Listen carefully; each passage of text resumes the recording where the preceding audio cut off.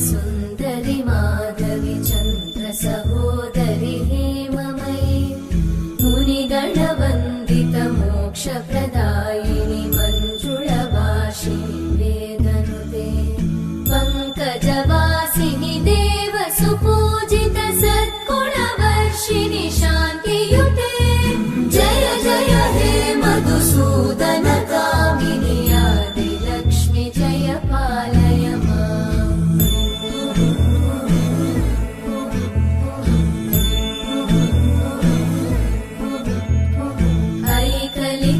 ऐकलिकल्मषनाशिनि कामिनि